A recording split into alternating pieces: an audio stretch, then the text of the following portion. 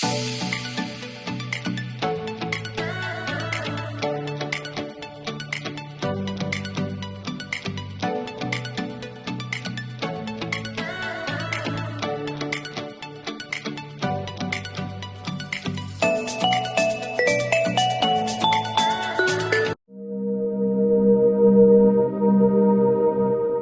name is Antoinette Ball. You're probably on this call because you are on our mailing list as a subscriber or as a WeOp member. But I'm Antoinette, one of the founders of the organization. We like to do things that empower and educate women in our community. So I want to say thank you and welcome you all to the call. And I'm going to begin by saying that our community, this is we're surrounded by some amazing, phenomenal women, including Shanae. She's one of our WeOp members. And we have women that have these incredible backgrounds. So when Shanae and I connected, and because for a long time, WeOp has been doing federal contract training we call prime time. So Shanae has just joined us as a partner to continue with all the things going on in the administration, continue educating and training and trying to encourage women to get their piece of the pie in terms of state and federal contracting. So I'm happy to be here this morning with Shanae Commodore. She has 35 years of procurement experience as a buyer and as a contractor. And she has trained government contract officers and also small businesses.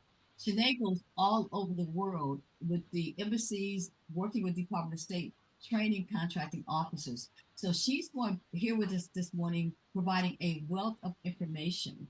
So we're going to let Shanae do her presentation. You can make comments in the chat. We'll be watching the chat. And we're also going to provide some time so we can do a little bit of Q&A. But Shanae, before we start, I do want you to share some, I know you're modest about your background, but I think you have an amazing background. So just give the audience a little bit about what you have been doing in federal contracting. You've been traveling all over the world, and just tell us about who Shanae is. Okay, wonderful. Thank you. I'm excited to be here. I think WeOp is, as you know, an awesome, awesome organization which serves a very unique purpose with women as well as minorities, the fastest growing group of entrepreneurs that there is in this country. More about me, I'm passionate about small business advocacy and women entrepreneurship as well. I actually, like most practitioners from the government side, found out about government contracts by accident. How many of you just knew this was a thing? It's not a career you normally hear about. So I am from Ohio, near Wright Pat Air Force Base. Is one of the key Air Force bases for technology in the Air Force and DoD, Department of Defense. So while I was in high school, I had an internship with the Defense Contract Audit Agency. And I was like, oh, wow. But that's when I thought I wanted to be an accountant. So I appreciate the experience and the paycheck, but I was like, that is not my thing. I need business, but I don't need to count all day, every day. So while I was in college in Dayton is when they asked me about a financial contract manager intern position. So throughout my college, while I was in college, I worked at the Air Force Base Military Treatment Facility, which is the Air Force Base Hospital, for the campus office, which is now TRICARE. So by the way, thank you. If you're a veteran, thank you all for your service, or a military family member. Thank you for that. And that is when I learned more about full-blown government contracts from the beginning to end, how they put the acquisition plan together, how they create the requirements, how they conduct the price estimates, how they make the award decisions, and then the responsibility to manage performance and compliance after that. So I have spent time with CDC as well, conducting grant management, training for that, for training the contracting officers on contract and procurement, training the FEMA grant management staff on how to manage grants and, put those packages together and make award decisions. And then as a contractor, I've also provide contract training services to the government contracting officers, the program managers, where I teach about federal regulations and pricing and auditing as well for that. And let's see. Oh, I know. After relocating to Atlanta, I also conducted some consulting with DeKalb County government. So that is where I learned more about local, specifically local government procurement in the state of Georgia, as well as the Georgia state procurement practices. So that's a little about me. But I think the cool thing that I say when I speak to people, they're like, what in the world is government contracts? And I always say I get paid to shop for the government because that's really what we're doing. The government is outsourcing the things that they need for product and services. So we are helping them shop. We're giving them that solution with the funds that they receive from revenue generated by the payment of taxes. So there is a compliance responsibility to ensure integrity with the fiduciary responsibility of taxes. So that's it. Hey, Oh, and I love going overseas. share a little bit about your experience working with the Department of State. Yes, I really enjoy Department of State. So each year, the government contracting officers have to have, every so often, they have to have at least 80 credit training, 80 hours of training. So there's a lot of training required from the contracting officers, those that are warranted to sign on behalf of the government. So all of the agencies have training requirements, and a couple of years ago, I was able to become one of the trainers that were chosen under the Department of State to go outside of the country and conduct training sessions for procurement to the embassy staff. So when the government at the agencies, excuse me, the Department of State embassies around the world, there are contract and procurement staff there. There are key Department of State officials that are placed there on behalf of the U.S. But what most people don't realize is to operate within that country, we also have an agreement for locally employed citizens of that country that the United States will hire to work at the Department of State. They are called LESs. So those LESs who are actually citizens and live there work for the embassies, and I work with the Department of State to provide training for those citizens on how to buy for the U.S. government. And when you buy like that, you have to take into consideration the U.S. government rules, but you also have to take into consideration the international treaties to do the work. And then there are a specific number of locally employed providers or staff, locally employed staff that live within that area that are performing those responsibilities. So it's really interesting to see so many different cultures and people getting together to prepare that work and understand how it has to be done. And before we start with your presentation, Shanae, I know there's a lot of things going on politically, and I was Mhm. wanted you to, if you could provide a little words of encouragement in terms of your outlook for federal contracting and Oh, opportunity yeah, sure. as we Thanks. get started with all this great information, like any advice or strategy. Right. So, this is my advice. The government spends over $400 billion a year. That's outsourcing different services and products, which we have some charts to show you that. I do not believe and that the government can reduce all of or most of the contracting officer staff and policy people, and oh, by the way, cancel a lot of contracts. Who is going to do that work? That is a lot of work. Technology can only do so much because you have to have the critical thinking skills and the data analysis and the human interaction to get the work done. The negotiating, the assessing the need for policy changes, meeting and building relationships and establishing credibility throughout the world because we operate globally now.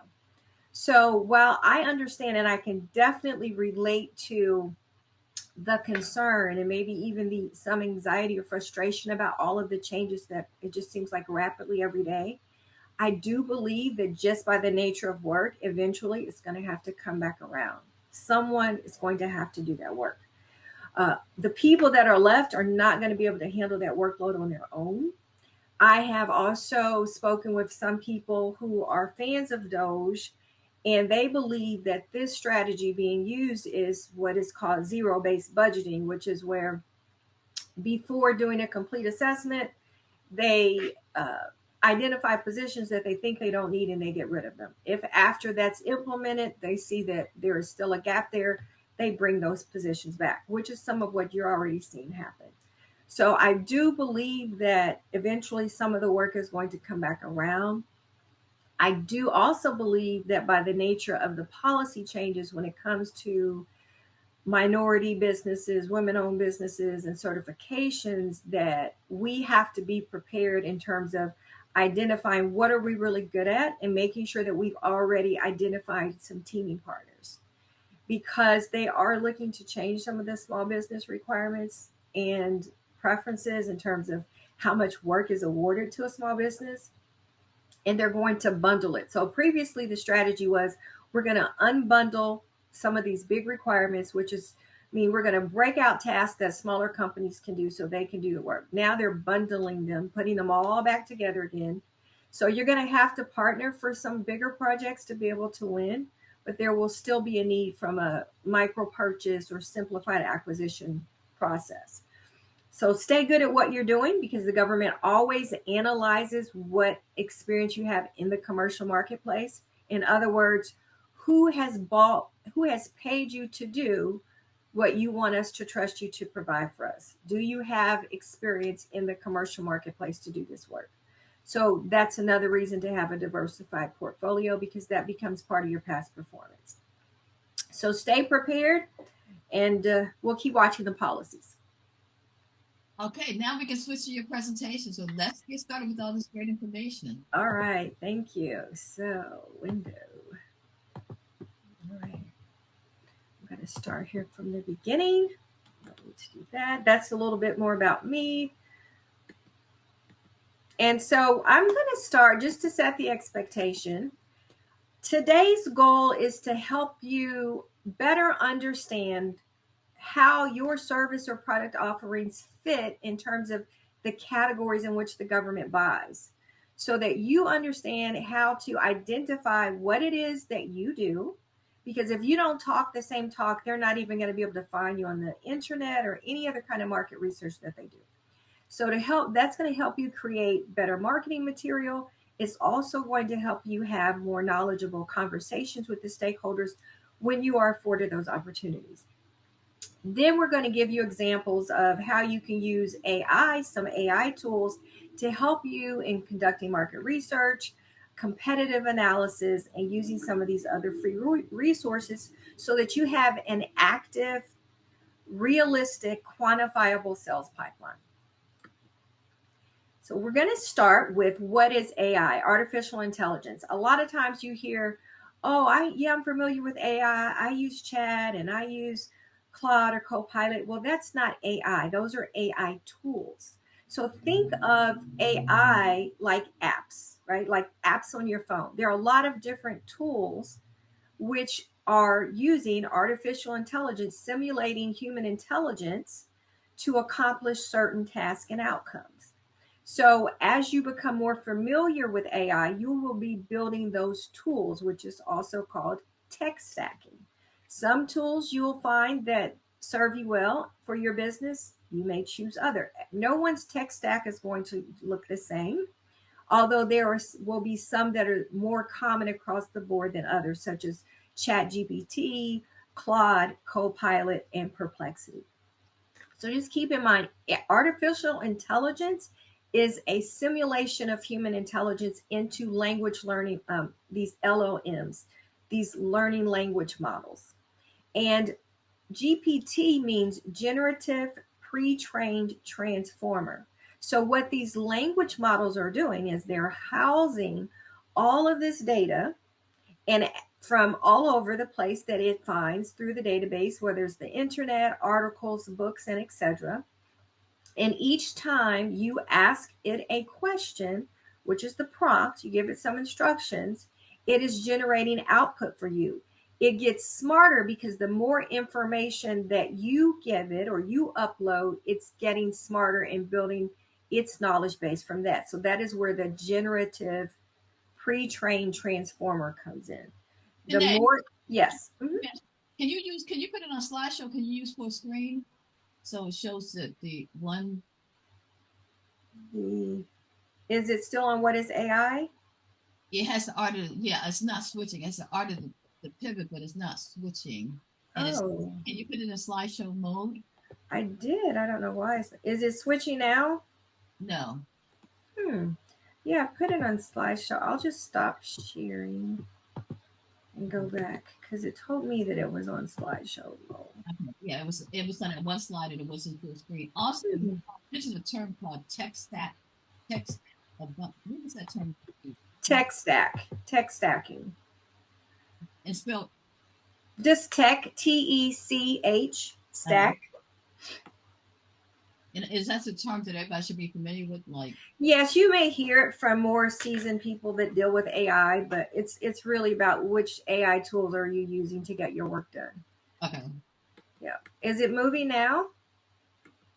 uh-uh. Oh no. Because it's on full screen. I don't know what else to try. Is it how about now? I don't even see it unless maybe you send it to me or Tasha and we try to boost it up. But Hmm. I don't know why it's not showing. It's telling me that it's showing. I'll try it one more if time. somebody says something, I would download the presentation, present full screen, it like that. Brittany says that. Or I think what's happening when you hit from the beginning, it's not coming up, or you see it come up full screen on your screen. Yeah, it's coming up full screen on mine. Okay, okay. That's why I don't know what's going on with it. At times, just being on non-presentation mode may work. Shanae, do you want to try that? Because I run into such issues when I'm presenting. So just being in your regular edit mode and sharing your screen may work. Do you want to try that? So I've tried all of those things. That's why I'm like, what's going on? Okay. We thank you all for your patience. Sometimes this happens. We're going to get through this together. I have a question. Did Yes, you go ahead. did you start the presentation either PowerPoint? Yes, in a separate screen, and then click it Yes, in that screen so that we I can then did. you did that. Okay. Yeah. Is it showing now? I see AI prompts. Is that what you're asking? Yes. Now do you see what is AI? It says, what is the prompt? Why is it important and how to use it? But it's not moving. Try to move it and see. Did it move? No. Now go to the next slide and click and see. Is it moving? No. Yeah, I'm in presenter mode and I'm moving it. It's telling me that it's moving. I don't know why it's not.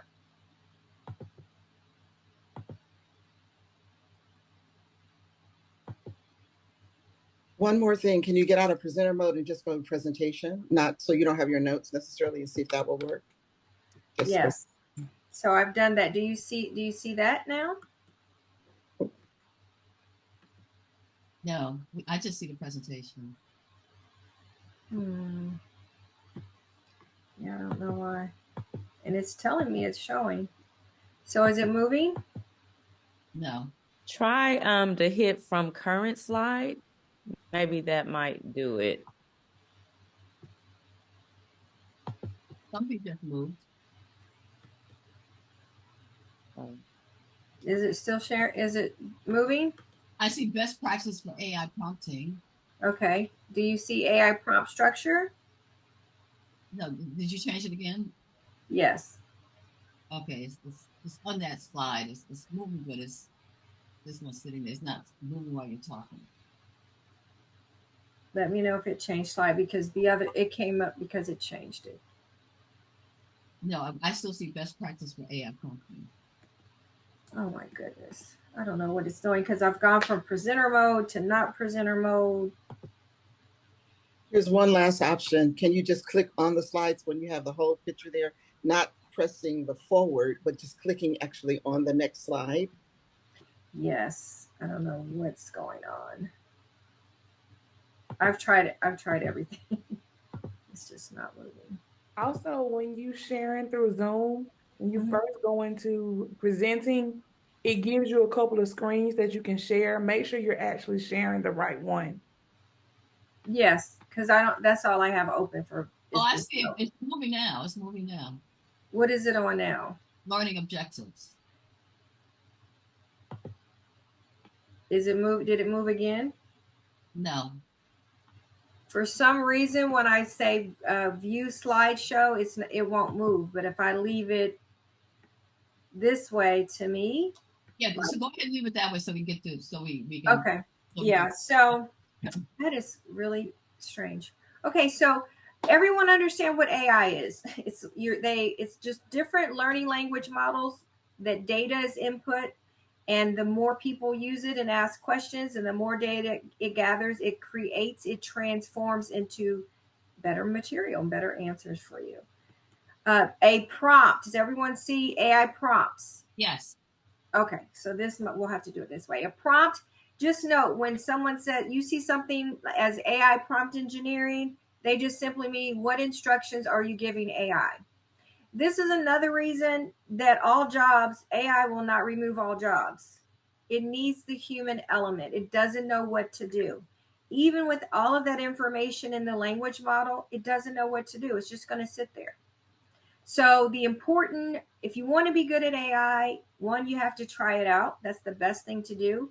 And then also get good at asking questions, which is creating prompts. And I'm going to show you the framework to create prompts. There is a book by Mr. Maxwell, John C. Maxwell, referring to great leaders learn how to ask great questions. That's what prompt engineering is going to help you do. You'll learn how to ask instructions or create questions based upon the information you want to be able to see or get from the AI tool, whether it's Claude or Chat or Gamma or Copilot. So just focus on which tools you're going to use, or you're going to get overwhelmed because they create a new AI tool all the time, almost every day. So find which works best for you. This is the framework for creating AI prompts, these instructions, these questions. You want to be specific and detailed, right? The beauty of AI is that you can be whomever you want. So, for example, I am not a financial banker, but if I were to prepare prompts to help analyze my financial statements and give me a checklist to create a narrative that I might need to increase my chances of getting a loan, I would put that in my instructions because you want to give it a role and you want to give it instructions. So I would say, I am and act as an experienced financial banker. I am a small business preparing to apply for a loan. I'm going to upload some financial statements. Please assess these statements and let me know where I may need to improve and prepare a narrative, which is why people say it's good for data analysis as well as proposal writing. So we give it a role, we identify what we want it to do, give it some context, such as what I just did with the giving it some background information and what kind of format that I want it to be in. So here's that more specifically, assign a role. You don't have to do that. That's the beauty of this tool. It's not cheating. So if you need to conduct a competitive analysis, you need to act like a business expert and come up with a business plan. You want to be you need to be a senior pricer or marketing. That is your role. It's not what you do, it's the expertise that you need the AI tool to act in and then perform the task. So keep that in mind. So what is the role, what task, what kind of skills, and how do you want your data to look? Do you want it in a downloadable Word document? Do you want to create a presentation? Do you want a checklist? And if there are any constraints or exceptions, you will include that as well. So we're going to get to some real live demonstrations in a moment. Any questions? You're going to make it applicable for like contracting, like the contract. Yes. Oh, okay. These are the AI competencies. And I wanted to share this with you because even though this is based on federal government, AI, all organizations, whether they're government or commercial, now want staff to have some type of AI competency, skills, and capabilities. So I wanted you to be knowledgeable of that, but I also want you to see that some of these things, whether they're general or technical competencies, you're already doing them. So you're more than capable of understanding how to use AI and incorporate it into what you do. It's going to give you a competitive advantage as well as a unique selling position. So some of the general competencies you see: digital collaboration, information management, conflict management, attention to detail. You're doing that already. Technical competencies, you see artificial intelligence, machine learning, problem solving. We solve problems all the time. Project management, monitoring, planning and evaluation. These are things that we're already doing, but these tools allow us to do them more efficiently, especially if it is a routine task.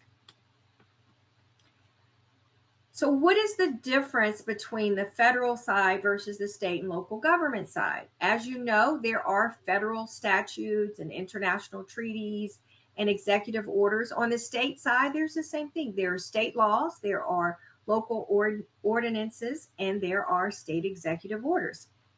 There is the federal acquisition regulations on the federal side.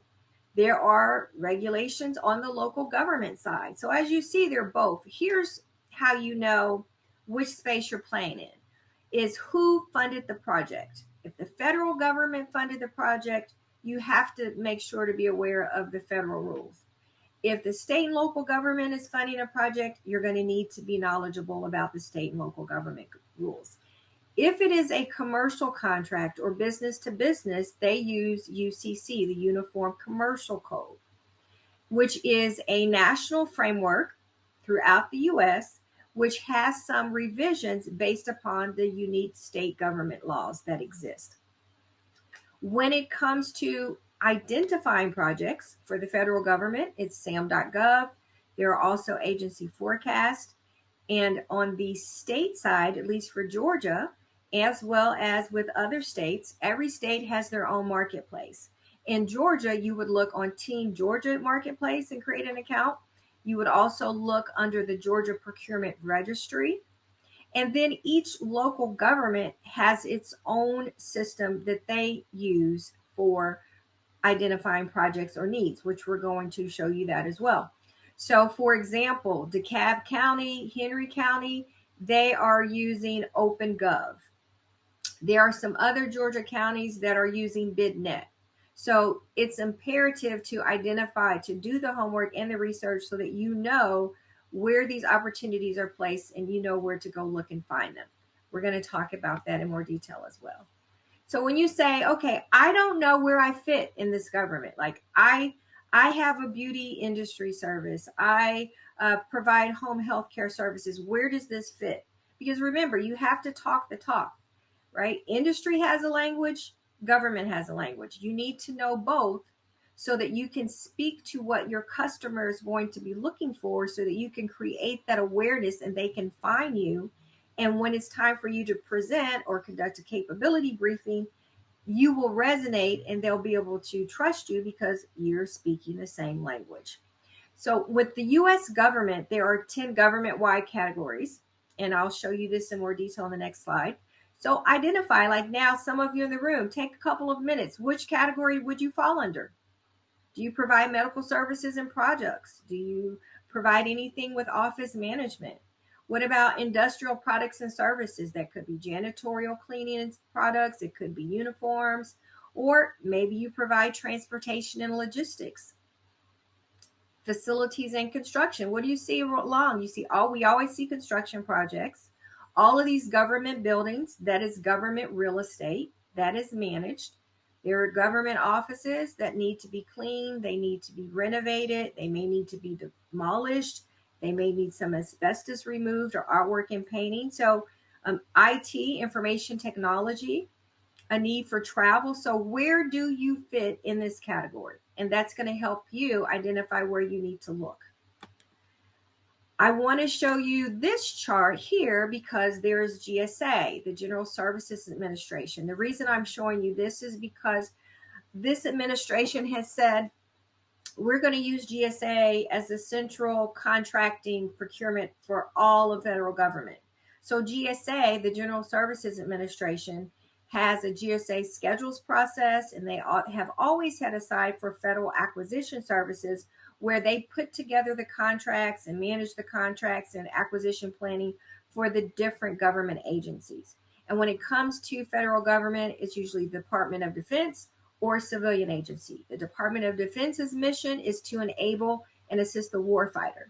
The civilian agencies like CDC, Fish and Wildlife, Parks, Consumer Product Safety, those Department of Education, that is for the public good.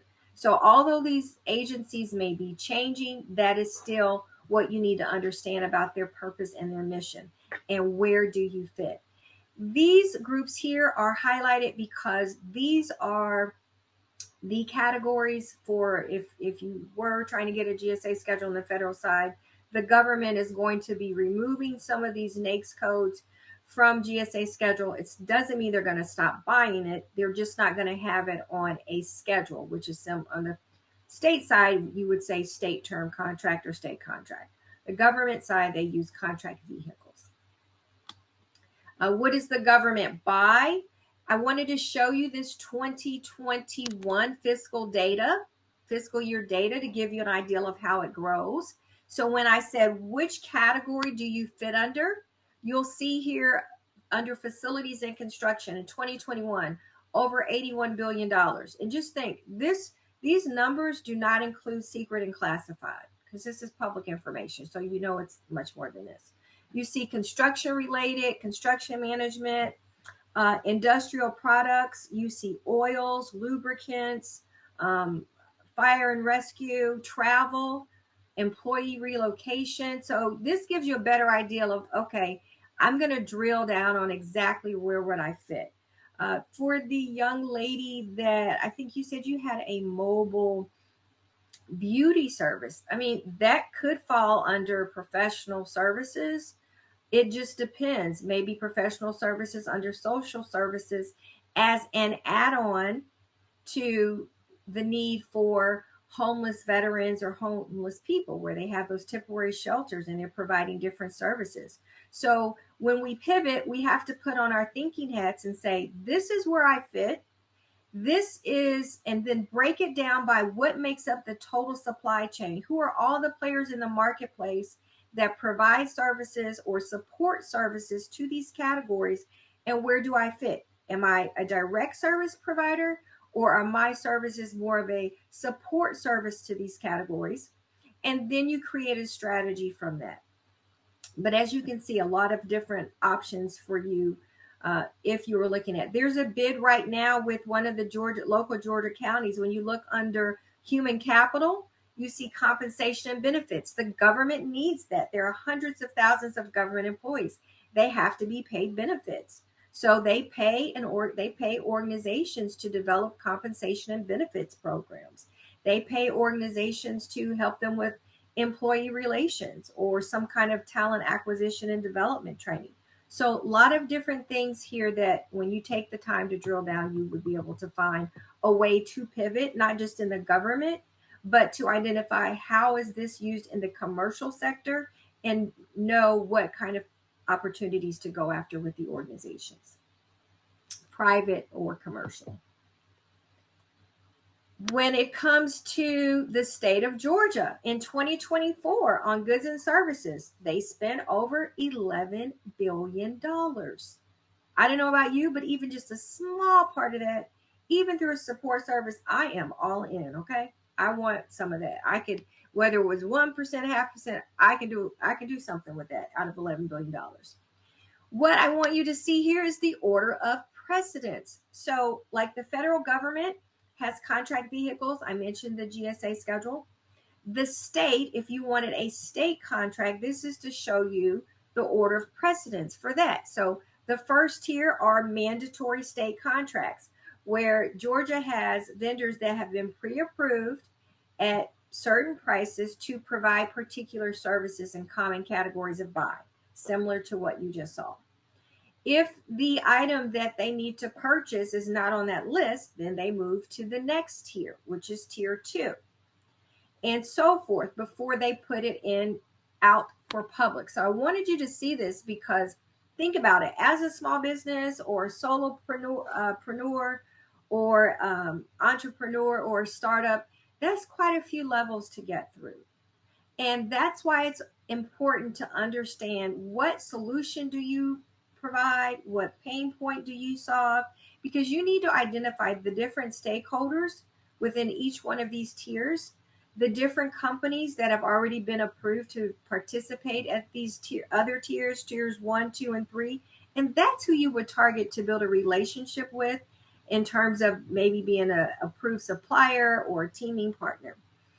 The last tier where they're actually open bids and RFPs, that's where Team Georgia Marketplace, looking at the local government bids and opportunities, doing or purchasing office and identifying opportunities there. This is also a good time to remind you to be careful. A subcontract agreement or teaming agreement is not the same as a joint venture. Be careful about people approaching you because you're a smaller minority business and say, hey, I want to do business with you and you can help us meet our small business goals. You want to make sure that you do your research and that they're an ethical company, because you don't want to put yourself in an agreement with someone that never really gives you any work. Georgia has its own small business certification program that is similar to the federal government certification programs. There are some differences. And these large companies or other than small businesses that are Georgia certified businesses, they get a tax break when they subcontract with a small business, right? So don't let them put you down and get a tax break and they're not helping you generate any revenue. So make sure you have a good partner. The other thing that I want to say here is that a joint venture is not the same as teaming, because a joint venture, if somebody says, hey, let's put together a joint venture agreement, joint ventures are separate legal entities. It is not the same as subcontracting. You would need a specific contract and legal review to make sure that it was an enforceable contract as far as a joint venture goes. The benefit of using a joint venture is that if you were going to go after a larger project, right, you would be equally entitled to, you'd have a greater chance of getting the work and seeing what is actually happening between the buyer and seller relationship and receiving proper payment in a timely manner. You would also be more than likely to use that information for past performance. One of the issues with subcontracting and teaming is that some agencies look at that experience differently, right? Because you're not on equal footing versus if you had a joint venture agreement. Just be careful how you navigate that space. This chart here is to show you the Georgia categories.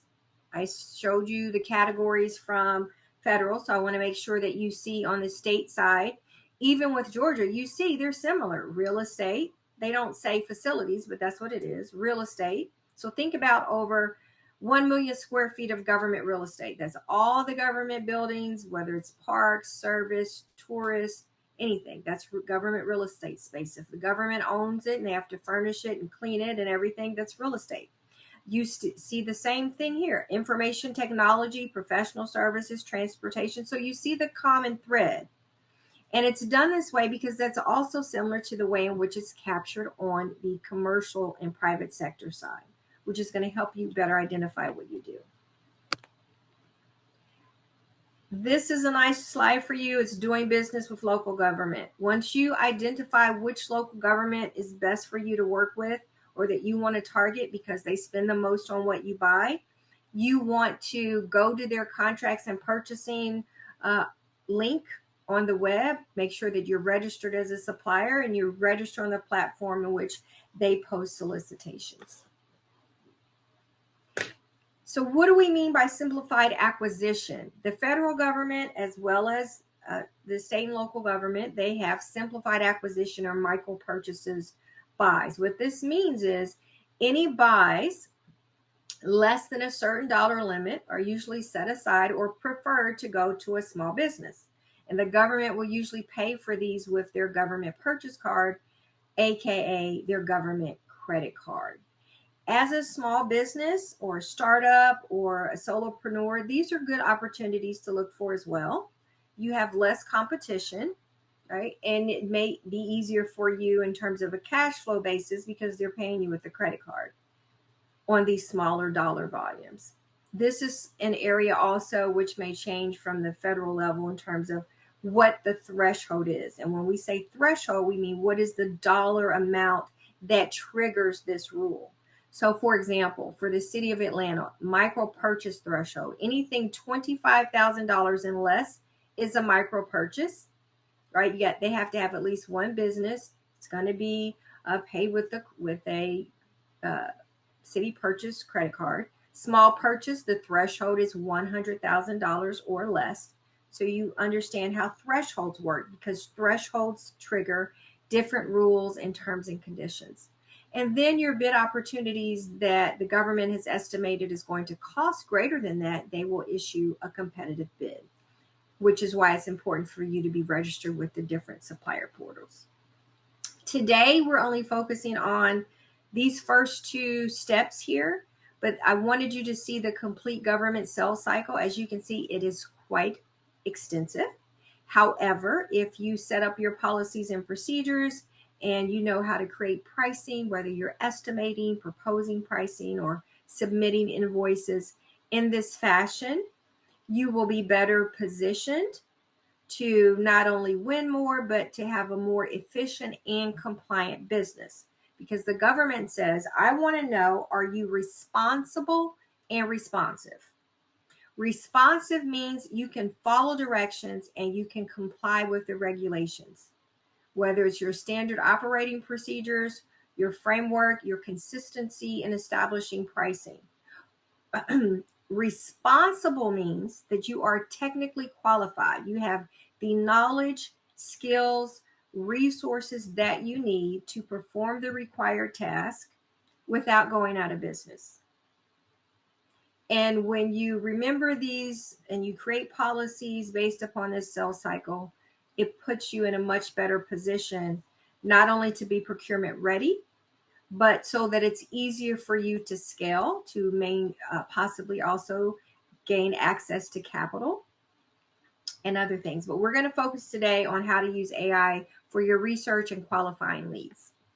So what is the pivot? I just spoke about this, so we're getting ready to dive in. Focusing on what problem do you solve? How is it solved in the marketplace? Understanding who your competitors are, understanding what kind of pricing that they use, and making sure that you have a fair and reasonable pricing solution as well with your solution. You've got to understand what is your unique selling position, what value do you bring. So for example, for me, there are thousands of government contractors. My unique selling position or value add that I speak to is that I am actually a government practitioner. I have been a government employee. I have been a government contract administrator, a regional contract administrator. So I have worked on both sides. That is something unique. That is something different. So find what is unique to you. It could be your knowledge. It could be certification. It could be a special system or process in the way in which you do the work. All right. Any questions or comments so far? All right. Getting started. Find your niche. So I'm going to go through these other slides quickly because, not quickly, but a little faster because we're going to have a live diagram on it. But what makes you different? Understand your code. So we discussed the categories. When it comes to buying, the government says, okay, businesses, we have created North American Industry Classification Codes, and we've created NIGP codes to identify the kind of services that fall under these categories. Your business must identify under which one of those that you fall under, because that's how we're going to categorize an RFP when we put that out. So when you're conducting a research, that's what you're looking for. This is what I do. These are the codes and categories that it falls under. I am now going to find out who spends the most on what I sell. How often are they buying it? How do they buy it? Am I required to have a small business certification? If so, which one is that? And then what kind of relationships do I need to build for support so that I can offer a complete solution? And we've already discussed the government-wide contracts. And this is how you're going to get it done with AI. So, of course, there is a website for NAICS codes. There's a website for looking up your NIGP code. There's a website for looking up your product service categories. When you go to the government registration sites, you will have to identify your tax ID number, your company name, and which NAICS or NIGP code. If you haven't already looked it up, but I know that you will have that readily available, you will be able to search within some of these systems by keywords to find your NIGP code. What I like with Chat GPT is that I can simply say, this is the kind of services I provide. What NAICS codes does this fall under? And it puts everything out for me. And when it does that, it gives me an idea of what NAICS codes or NIGP codes I may be missing that I can add to my supplier portfolio, my registrations, or speak to in my marketing data so that I'm building credibility. And it's easier for buyers to find me. It's easier for me to persuade potential teaming members that I have that experience and knowledge to do that work. Capability statement, that is simply a business resume. You should have that readily available. Capability statement should be tailored to the specific agency or buyer that you're speaking to. This is something else that can be created with AI, as well as market research, resumes, proposal templates, and making bid, no bid decisions. What I like to say when it comes to making bid decisions is when you become so successful, because you will, you're going to sometimes have to make a decision. Do I really have time not only to respond to the proposal, but based upon the workload that you are at and the capacity that you have, are you going to be able to meet the needs of that contract on time, within budget, and in accordance with the contract requirements? Another way to look at it is if you are a newer business or a small business and you have cash flow issues or you have some other kind of financial things going on, you have to assess, can I afford to win? So while the government will pay for services and products that it needs, even during tough economic times, sometimes it still takes a while to get that payment. So can you afford to keep your business running while you're waiting to receive payment from the government? Every contract has specific invoice requirements. If you do not follow those invoice requirements specifically, your payment is going to be delayed. So it is important to think about all of that. If you win a project and you receive a notice to award, how long is it going to take from start to you actually receiving payment before you have some funds coming in from that win? And how is that going to affect your ability to pay your bills on time? That's what the government is thinking when they say responsible. They want to make sure that you can do the work and you're financially solvent. You're not going to go out of business waiting on them to get paid and they have a disruption of service. So think about what I said. Department of Defense, enabling and enhancing the warfighter. Definitely don't want to have a stop work there. Or national security. Even with civilian services, dealing with healthcare services or issues, dealing with social security payments. If you are hired to in any of those kind of fashions, or even with the government contractors that may need specific services, they can't afford for you to go out of business or stop work because they have to stay on time as well. And then once we have all of this information, like how do we even put all this together so it makes sense? One thing that you're looking for is to create a customer profile. When you've identified your ideal customer, you want to continually build on to that customer profile information. What are they buying? How much are they spending? If they had a specific need, where was it located? Were you able to work from your office? Did you have to identify another location that you might be able to work with? Did you have to work out of a contractor or teaming partner site? So building a customer profile so that you gain more knowledge and insight about that customer, because that's going to help shape your proposal writing as well. The more you know about your customer, you'll better understand and uncover what their real problem is and speak to that specific need when you're writing a proposal, which not many people know how to do. AI makes this easier as well. The next thing in pivoting, be sure that you have established a sales metrics or matrix, and it should be SMART: specific, measurable, attainable, realistic, and timely. And what are you looking at? What kind of market share goals? You should have a diversified portfolio between government and commercial. And what does that look like from a monthly, quarterly, and annual level? Again, what are your key NAICS codes?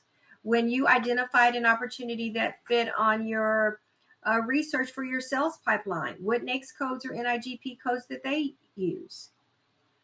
Are you able to maintain your customers? Are you winning contract renewals? Do you have access to contract vehicles and state term schedules? Have you identified small business partners? If you were to go to some of these businesses, they may have a supplier diversity portfolio or supplier diversity section to register, and they'll let you know who their partners are or their primes that you may be able to reach out to about possible teaming or subbing. And then identify events. Where are these people going? Follow the leader is what I like to call it. If you've identified a thought leader or the top competitors or industry experts in your space, Google them sometime. What events are they going to? Read their interviews. What are they saying is the next thing that's going to happen in the marketplace that you might need to position yourself for? All right. And then we're assessing the opportunity. What I like to say here is even if you find an opportunity that is beneficial to you, make sure you've identified everything by cost line item so that you understand you've identified all the required tasks, you've captured all the costs, and you do not underbid. One common thing I see here is people forgetting to identify costs related to admin things, such as if there is a report or deliverable required on a monthly or weekly basis, forgetting to assess the time and cost to put that deliverable together. So don't forget to do that. That's why we showed you that. These GSA survey questions, again, even though I'm referencing GSA from a federal level, these survey questions give you a good idea from a technical perspective of the kind of questions you're going to need to be able to answer when you're having discussions with a buyer. Are you currently doing this work in a same or similar fashion in terms of level of effort or scope or complexity? If you have, how long ago is it? Is it recent? Is it something that was a long time ago? Can you meet all the requirements? So that just gives you an idea. These are common questions, whether it's a government buyer or commercial buyer. This is the kind of information that they're going to want you to see. And we can create prompts to help you prepare better responses to that. All right. Any questions or comments? We're getting ready to wrap it up here. Okay. And pricing model. Before I close out, the government has a pricing model. Direct costs, think of it in simple terms. Direct costs, indirect costs. We know we have profit and overhead. Your direct costs simply mean I would not have this cost had it not been for this contract. And what does that look like? If you are providing services, what kind of staff, education, and hourly rate must you pay them to be competitive so that you can recruit and retain top talent? If you provide materials such as cables or building products, or even if you have janitorial services and you need to provide cleaning products. If you perform medical services, you may also have some uniforms. So all of those things you need to take into consideration when building your pricing model and assessing this data.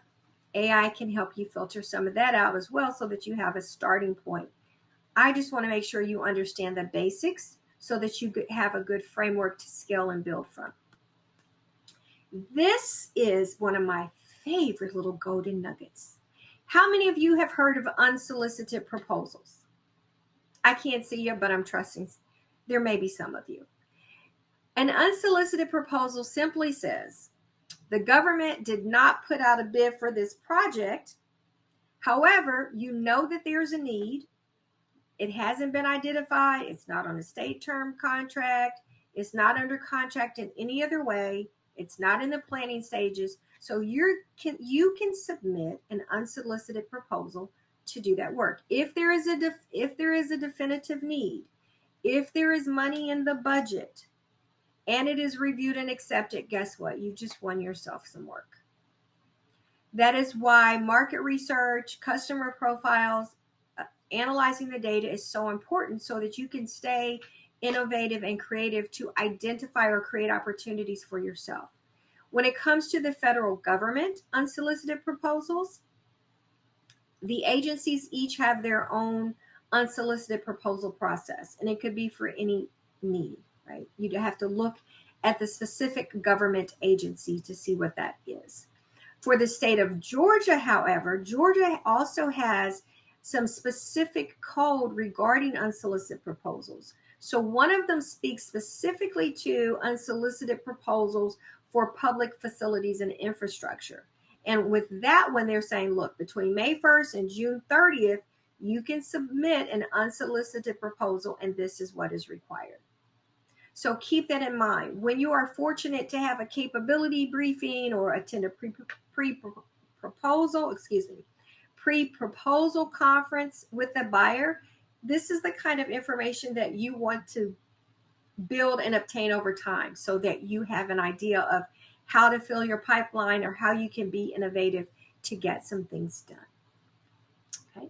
Now, the fun part. So I am getting ready to transition into my AI tools, some of them, to show you how some of these things are done. These last few slides are for your reference regarding the business use cases that we are going to experience, as I like to say today. We're going to do some market research.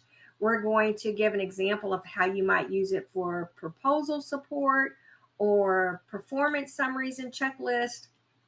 We're going to show how you might establish some pricing benchmarks from it, as well as creating a customer engagement and email marketing campaign. Voila, the secret sauce. So get ready. We're getting ready to transition into that. And then these are the key takeaways. Do your research. This is ongoing. Market research is ongoing. I'll give you another example of why. Sometimes you may hear sole source, like an organization will say, well, they're the only ones that can do the work. Even if that were true, they have a legal obligation to conduct market research to find other sources, because adequate competition drives down prices. So it is a requirement. Your job is to understand. You could look at some sole source projects and you might say, wait a minute, I can do that work. The other piece to that is sole source contracts are only allowed to go on for a specific amount of time. So if you have identified a sole source contract that you can indeed do the work, and you reach out to that buyer contracting officer and let them know, and you consistently follow up, when that opportunity, if it comes up again and rebid, you would be able to participate. So stay in the know, register in proper places, right? Keep a diversified portfolio of government and commercial sales. Commercial sales could be business to business. Commercial sales could be business to education or research institutions, all of those different kinds of entities. Make sure you understand the mission and values of your target profile and ideal customer. Identify what supply chains serve and make up the total solution for the government category that you are in, to help you capture and identify ways in which you can pivot and identify opportunities. And then use AI to help you do these things more efficiently and gain better insight. All right. So these are the tools that I'm going to be using today: ChatGPT and Gamma. Like I said, they create an AI tool every day. Every day I'm seeing something different. So try not to become overwhelmed. Focus on learning just one or two at a time, and then you can build your tech stack gradually to that. There are AI tools developed specifically for marketing. There are AI tools specifically for accounting, AI tools related to proposals, AI tools related to the legal community. So there's all different kind of things out there. But we're going to focus today on these two here. Also, what I want to remind you of is that OpenAI created Chat. Well, that's where the company that owns Chat GPT. OpenAI now has a free learning, like a free university online platform. You can go to OpenAI Academy and sign up for these free classes so that you understand Chat GPT and other things about AI tools better. That is free training for you. And if you're interested, I suggest you go to OpenAI Academy right away and create an account, because I'm not for sure how many people they're going to allow to have access before they might close it up or start charging. I don't know. It just depends. But definitely check out OpenAI Academy and register for the training. The key sources for identifying state work or even local government work here in Georgia: Team Georgia Marketplace, Georgia Procurement Registry, BidNet, and OpenGov. Okay. Any questions or comments? Because we're getting ready to play in this AI sandbox. Don't be afraid to ask questions, okay? It's going to be like, wow, trust me, it's going to blow your mind. You're going to love it. So do your homework, conduct an internal assessment. WEOP has a wonderful, very thorough contract ready assessment that you could also purchase. We are also going to have a WEOP government contract mini retreat that Antoinette can talk about and give you more details on. But for now, it is time to play in the sandbox. Any questions or comments? I don't see anything. I don't. Actually, Pamela said, can you share Gamma online training resource? Thank you. Okay, the online training resource that I mentioned for free is OpenAI. They are the ones that created ChatGPT. So there's OpenAI, Gamma AI, and Beautiful AI are used to create presentations. You can put in a prompt, you can put in your notes, and you create a presentation like voila.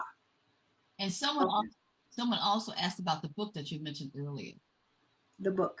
Oh, I like John C. Maxwell books. So one of his books have to deal with the great leaders ask great questions.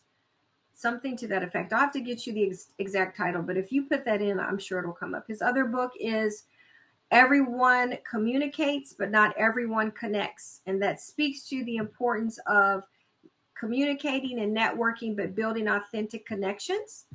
So people have to trust you. They have to believe that you care. They have to believe that you're credible. And when you go through these marketing research exercises and you're building these profiles, it's natural you're going to care the more you know about your customer and their pain points and you understand their mission. Also, Fatima said your tiered graph was a huge unlock.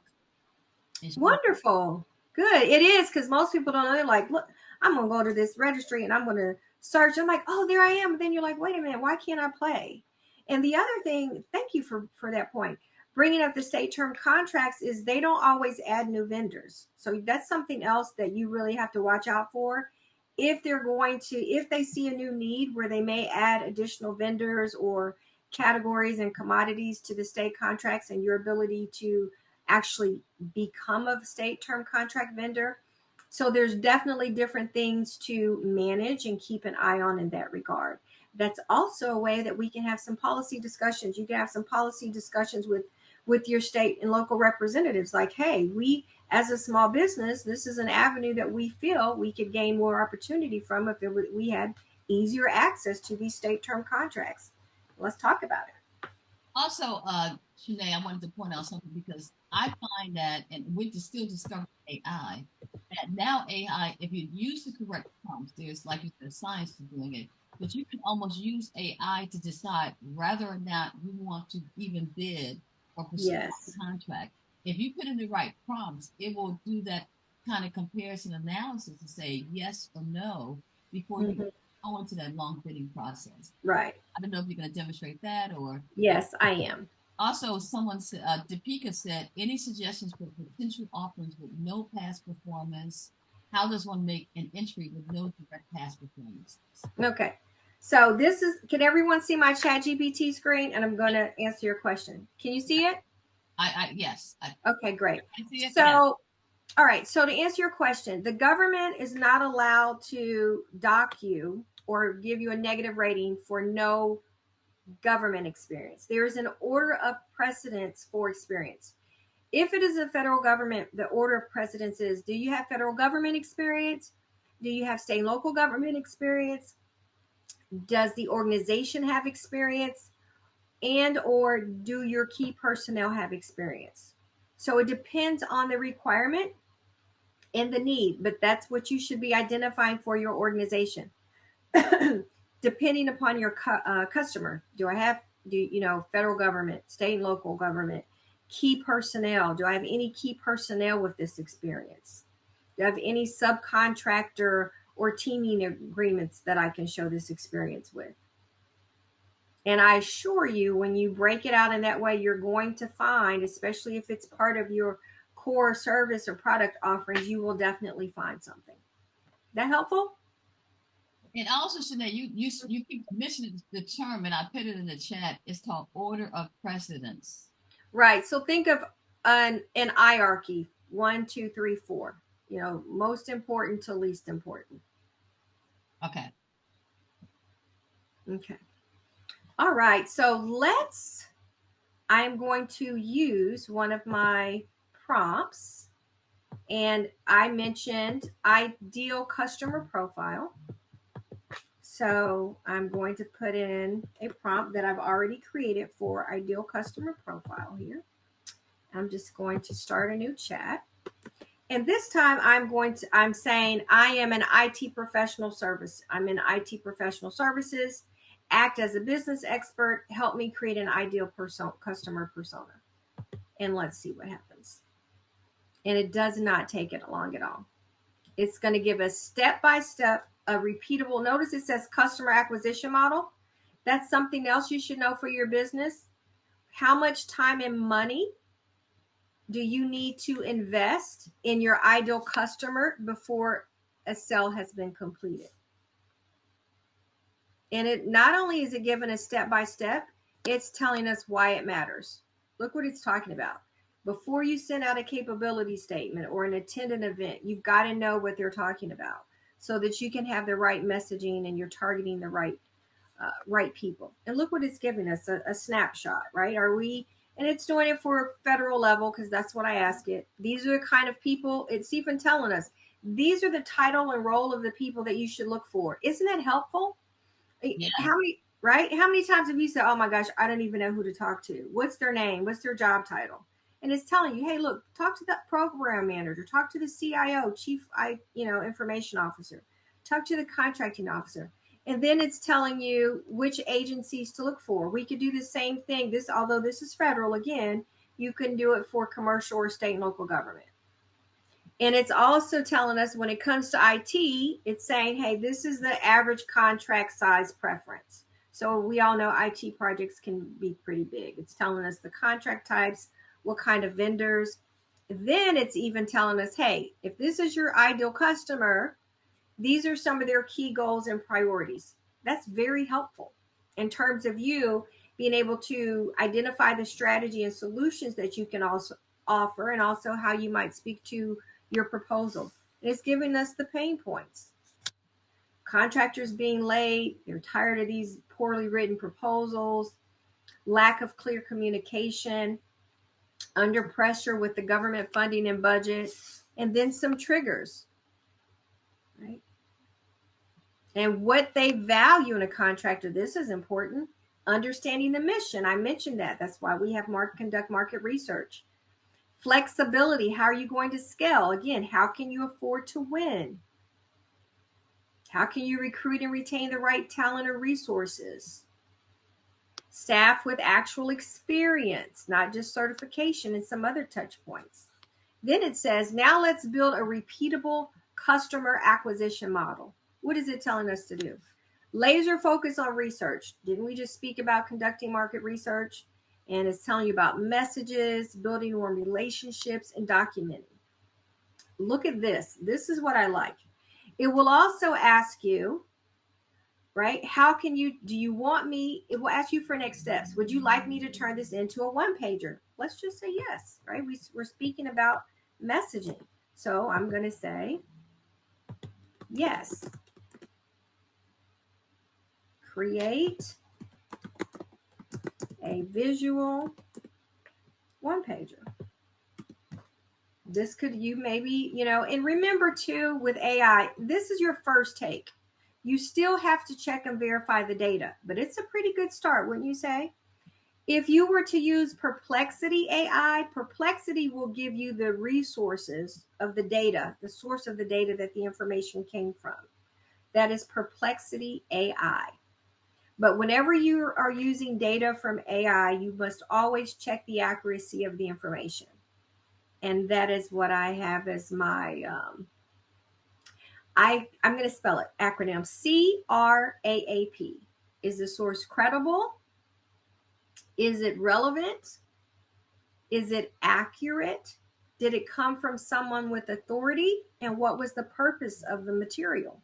Because you don't want to use it. If it was created for something political or something else, then you might not want to use that. So it did not do a good job of this one pager, but that's okay. We can work with it.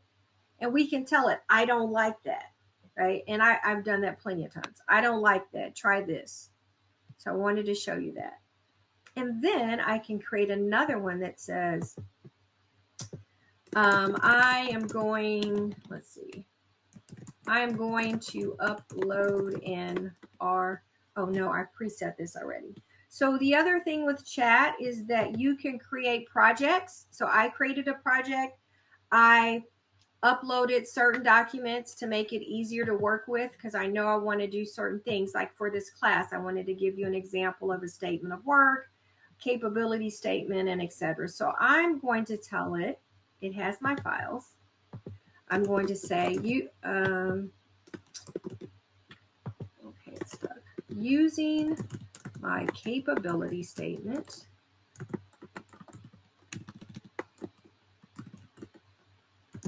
please,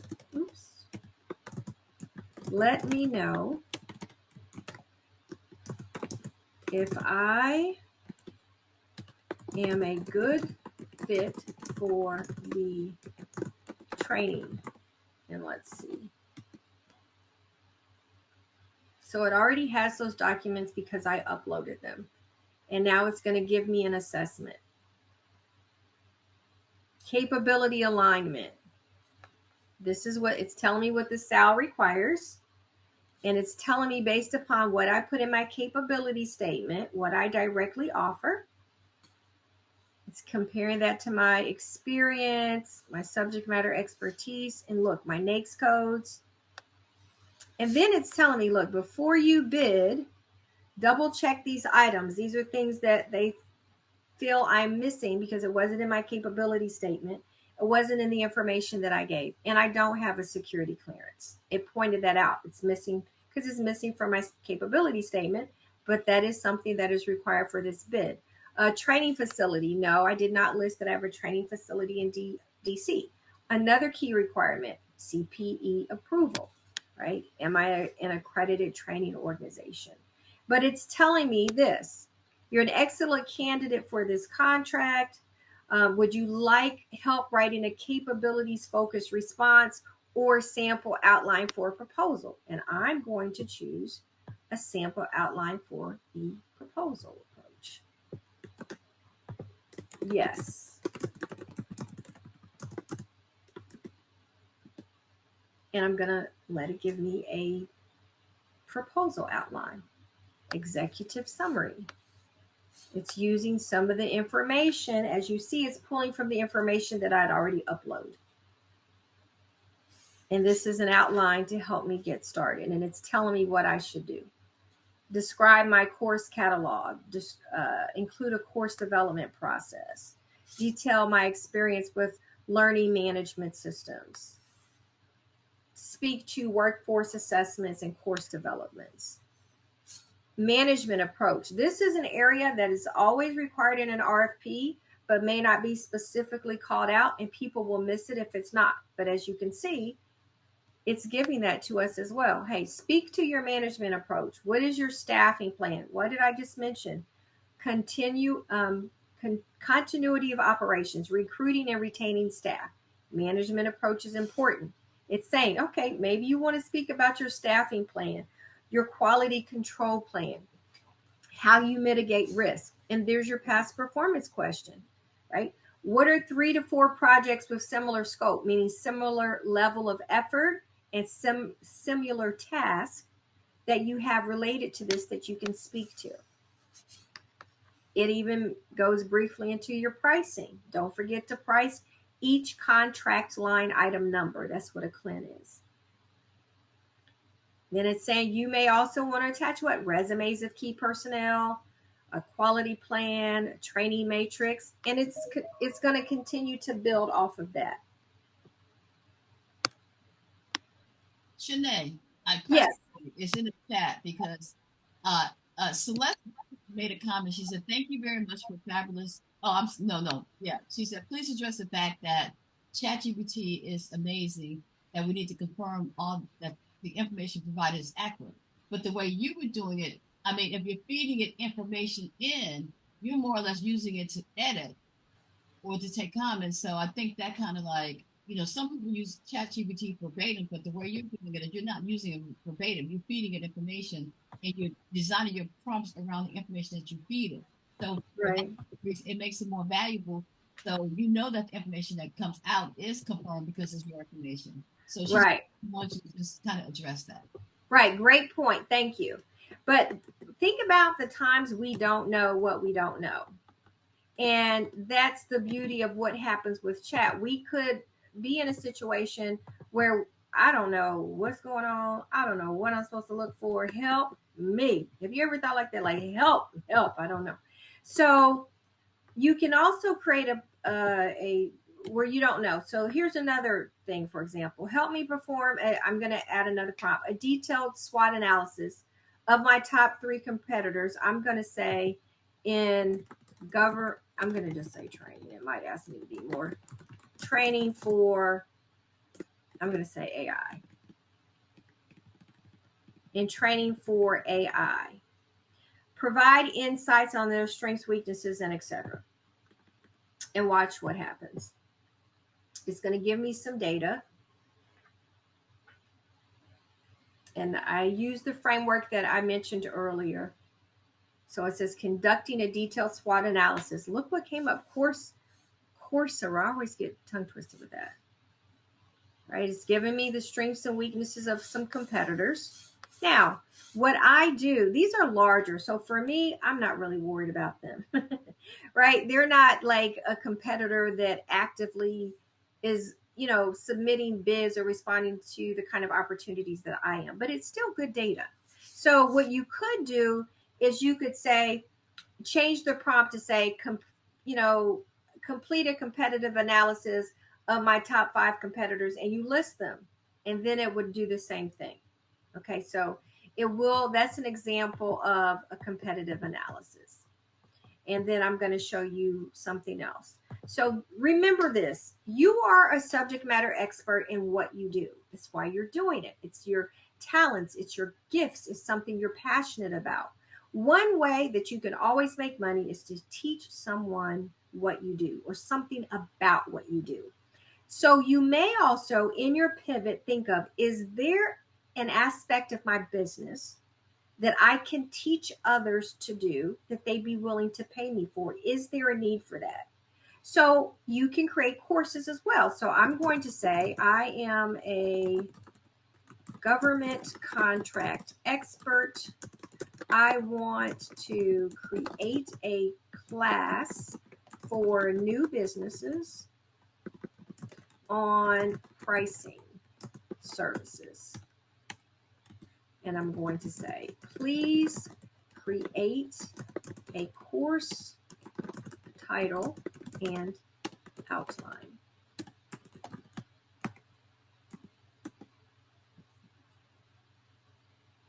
And look, it's giving me some titles.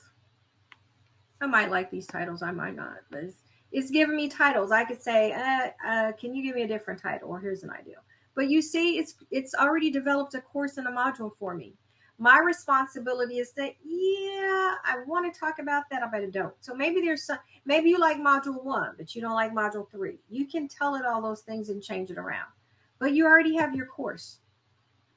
So when you're thinking of low-hanging fruit, or how can I make money now? Maybe selling a course, or offering that to a potential customer. Sometimes that's an on-ramp into bigger projects. You're showing your knowledge. And here's the add-on. Do you want me to create a pricing checklist? Yeah, you betcha. Now I got a handout for my participants. What about using Excel to create a price calculator and real world examples? So I'm going to tell it, do you want me to help create slides, templates, or workbook? And I'm going to say, yes, I want you to create checklists and templates. And it's going to do that. And you just keep building on, and it will probably eventually even ask me if I want marketing emails and etc. But you'll see that in just a matter of minutes, it's building these things. Look at this checklist. Has the check boxes and everything. I can, at the end of this, I can even ask it to put it in a downloadable Word document. And then all I have to do is click the link and I can open it up in Word and I'm done. So maybe you don't have an assistant, or you don't know how to do some things. This is what this can do for you. This is why it makes it more efficient and more productive. Any questions or comments? I think we got a few more minutes. Okay. So I'm going to stop sharing this. And the last thing that we're going to share is Gamma, which is how you can make presentations. Where did you all go? I've lost you. We're all we got all the great information. Oh, I'm like, I don't see it. Where did it go? So. Wait. I think Celeste, did you have your hand up? I do. Just really quickly, actually, I need to get out of here. But I'm not sure I heard you say this. You may have. But one question that I love to ask ChatGPT, because I use it extensively, is even after I ask very specific questions and they give me great feedback, I ask, is there anything I need to ask you that I don't know to ask you? Right? Yeah. What else should I be considering? Right? Yeah. So what I ask it is, at the end of prompts, is I say, is there any other information you need from me for better results? Which is why I said the information you see here, and thank you for that, is a starting point, because you don't know what you don't know. So even once you have some information that you like, right, and you think it's good, you could still, that's a question that you definitely want to ask, because it's going to give you even more information. For example, with the SWOT analysis question, if I were to go back to that question in chat, I can still ask that question as a standalone question, and it's going to provide additional information. So I will show you that right quick, because I'm working in format. All right, it's not going back to that, but that is something that you can do as well. Okay, now it might. No, it's not. Nope. Okay, it's not back there yet. But yes, definitely ask it, is there any information you need from me for better results? And then it's going to actually ask you a list of questions. And when you answer those questions, it is going to incorporate it into the response. Remember what I said, GPT means generative pre-trained transformer. So the more information it gets to you, because there are good prompts and bad prompts, the better your output is going to be. The more you use these tools, you are training ChatGPT. You can train it to speak to your tone, your voice, and your writing style as well. And we get into that in more detail in the mini retreat and some of our other activities. But thank you. Okay, we're going to wrap up because we're coming on. Right. So I got to show the Gamma right quick. This is you could, Shade, you could tell them quickly about your mini retreat you're having next week as well. Okay. So here's Gamma, where you can create a presentation. And that is my alarm I set not to go over. I'm going to say create a capability briefing, and we'll use your example for a mobile beauty salon. Again, this is a prompt. It generates the outline first, and it calls them cards, but you can change the order of the cards. You can change what the card says, and it tells you, okay, this is what I got. And that looks good, right? Services, unique selling model, marketing position. You can pick out a template and generate, and in 3 minutes, you've got a nice, wonderful presentation to revise, review, and edit. Wow. So look at that. You can even change the title if you want. But look, it's giving you numbers. Of course, you check those out. But a unique service model. Is this luxury? Are you doing hair, nails, skincare, manicure, pedicure? What kind of technology are you using to book appointments? Isn't that great? This is like a business pitch step. Yes. It's something. Let's do this for our class topic. Yes. All right. So thank you. That's it. We're right at the time. I don't know what you wanted to add. No, Sinead, you could just tell them that if they wanted more detail about the mini retreat next week that you'll be teaching. Okay. So you should have a link. They have a link from the newsletter, right? To register for the mini retreat. Yeah, we'll send a notice out to everybody who's interested. We're having a 4-hour mini retreat on April 17th, and strategies of federal contracts. So we will do a deep dive. So we send everybody information. It is a paid course, $149 for individual and $99 for the WEAP members. And anyone interested in joining us in person, we'll be serving lunch, having refreshments, and just spending the whole day talking about federal contracting. You also get a free federal assessment where it spits you back out and lets you know where you are in the federal contracting area. So we'll send everybody information and hope you join us next week. And Sinead, thank you. This was great information. I'm hoping that whatever you learned today, you take, apply, and win those contracts. And of course, to Kanika said thank you. People saying thank you, and look forward to connecting with everybody. Possibly check out WEAP's website at the current events, and the information is right there to join us next week.